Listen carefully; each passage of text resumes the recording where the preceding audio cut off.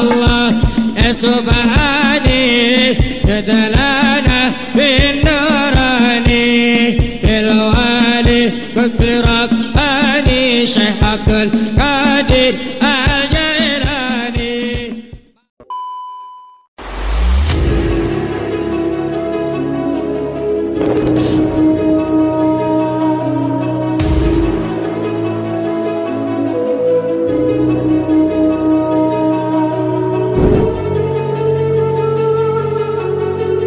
Assalamualaikum warahmatullahi wabarakatuh.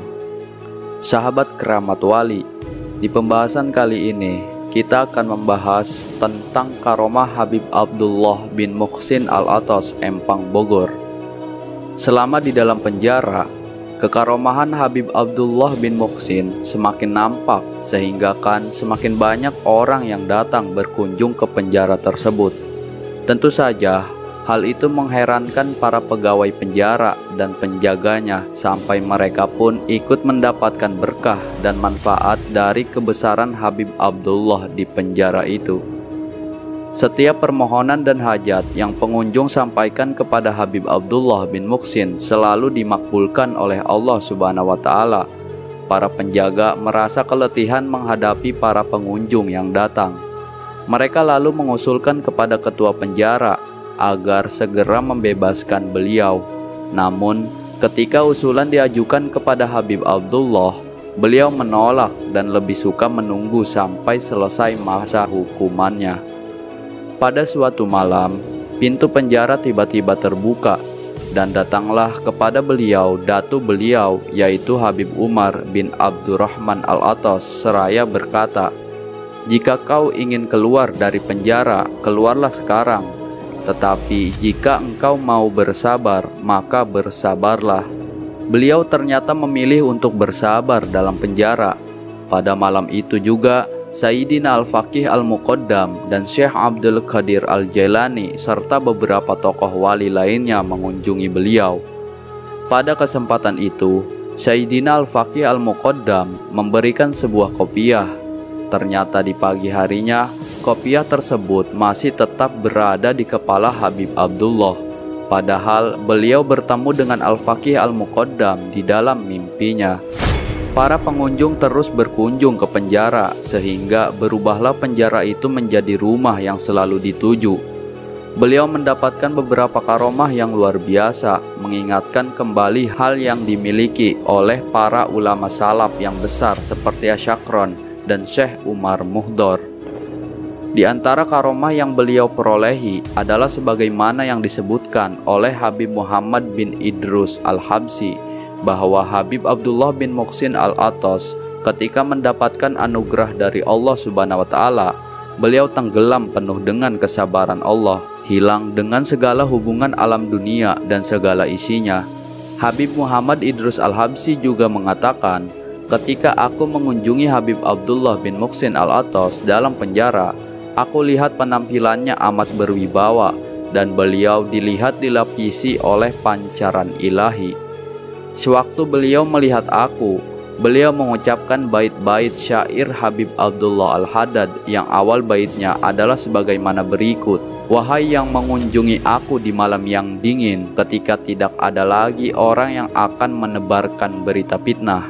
Karomah lainnya, setiap kali beliau memandang rantai besi yang membelenggu kakinya, maka terlepaslah rantai besi itu seketika.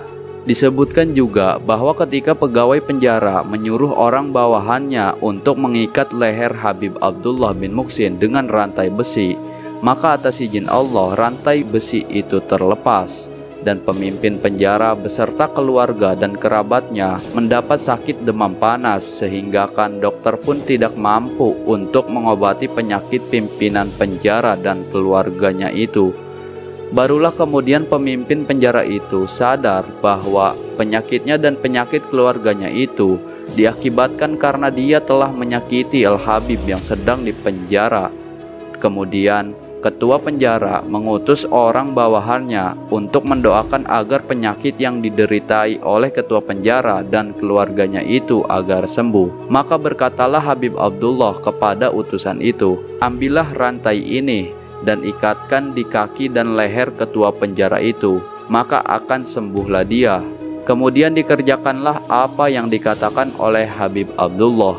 Maka dengan izin Allah Subhanahu wa Ta'ala, penyakit ketua penjara dan keluarganya sembuh seketika itu juga. Kejadian ini menyebabkan pegawai penjara semakin yakin akan kekeramatan Habib Abdullah bin Muhsin Al-Atas.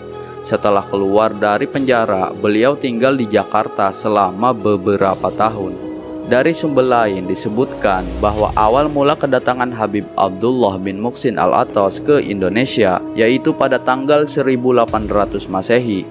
Waktu itu, beliau diperintahkan oleh Al-Habibul Imam Abdullah bin Abu Bakar Al-Idrus untuk menuju kota Mekkah. Dan sesampainya di kota Mekkah, beliau melaksanakan sholat dan pada malam harinya beliau mimpi bertemu dengan Rasulullah Shallallahu Alaihi Wasallam. Entah apa yang dimimpikannya, yang jelas keesokan harinya beliau berangkat menuju ke Indonesia. Sesampainya di Indonesia, beliau dipertemukan dengan Habib Ahmad bin Hamzah Al-Atas yang tinggal di Pakojan, Jakarta, dan beliau belajar ilmu agama darinya. Lalu Habib Ahmad bin Hamzah Al-Atas memerintahkan agar beliau menziarahi Habib Hussein di luar Batang. Dari sana sampailah perjalanan beliau ke Bogor. Beliau datang ke Empang dengan tidak membawa apa-apa. Pada saat beliau datang ke Empang Bogor, di sana disebutkan bahwa Empang yang pada masa itu belum ada penghuninya.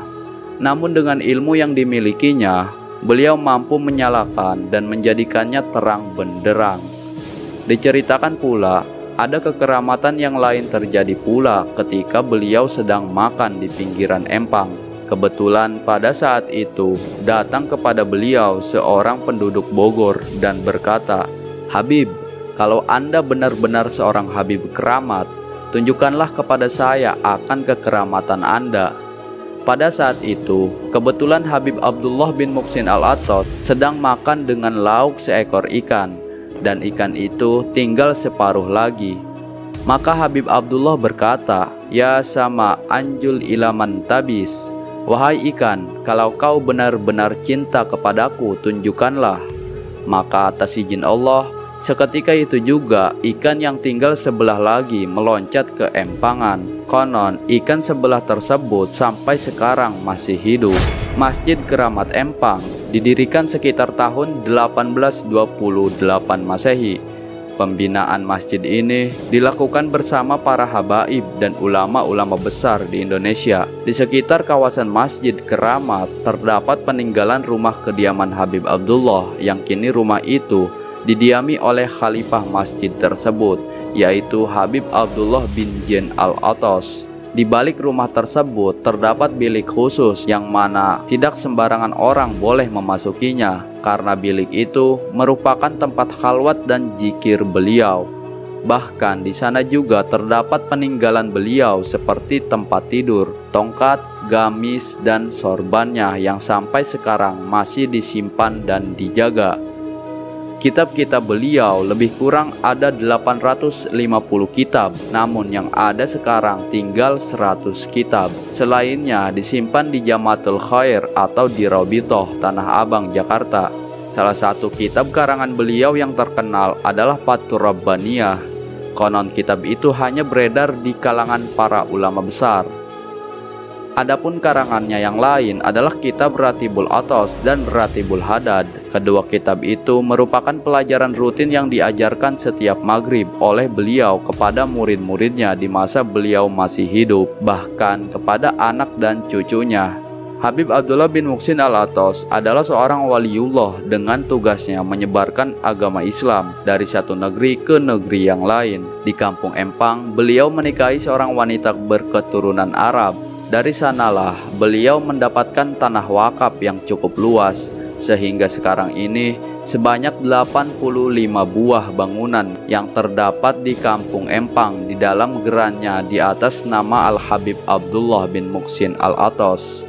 Semasa hidupnya dan sehingga menjelang akhir hayatnya, Beliau selalu membaca sholawat Nabi yang setiap hari dilakukan secara berterusan, yaitu dibaca sebanyak 1000 kali dengan kitab sholawat yang dikenal yaitu Dalailul Khairat.